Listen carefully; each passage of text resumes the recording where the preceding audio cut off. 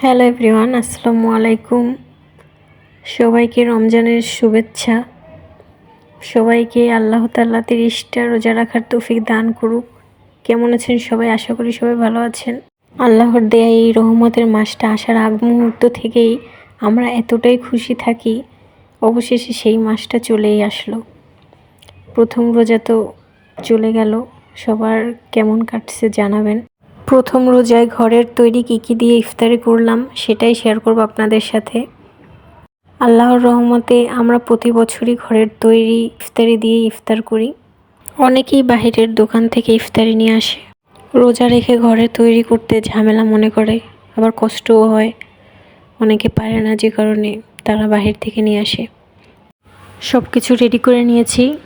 আলু সেদ্ধ করে নিয়েছে, ডাল বেটে নিয়েছে পেঁয়াজি করার জন্য, বেগুন কেটে নিয়েছে বেগুনি করার জন্য। এদিকে ছোলার ডালটাও সেদ্ধ করে নিয়েছে আগে থেকেই। শুধু এখন রান্না আর ভাজাভাজি করলেই হবে। বাঁধাকপির পকোড়া করার জন্য বাঁধাকপি কুচিয়ে ভালোভাবে মেখে রেখে দিয়েছে। এবার সেদ্ধ আলুটা ভর্তা করার জন্য পেঁয়াজ কুচি, শুকনো মরিচ, সামান্য লবণ দিয়ে ভালোভাবে মেখে নিচ্ছি। আলুটা মেখে রেখে দিয়েছি। এইবার ছোলার ডালটা বসিয়ে দেব।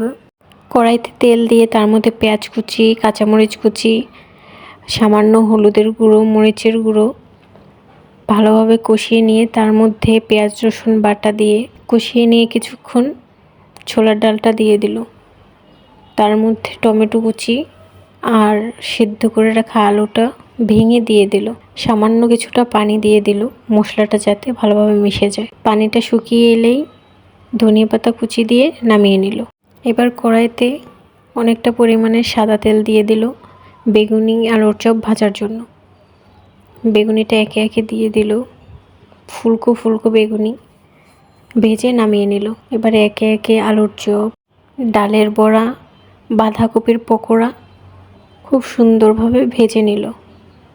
সবটা দেখানো সম্ভব হলো না, তাহলে ভিডিওটা অনেক বড় হয়ে যেত, যে কারণে সামান্য কিছু দেখালাম। ইফতারের জন্য আমাদের খাবার তৈরি করা তো শেষ, এবার ইফতারের অপেক্ষা। ইফতারে এক গ্লাস ঠান্ডা শরবতেই শান্তি। ভিডিওটি ভালো লাগলে লাইক কমেন্ট শেয়ার করে পাশে থাকবেন। ধন্যবাদ সবাইকে।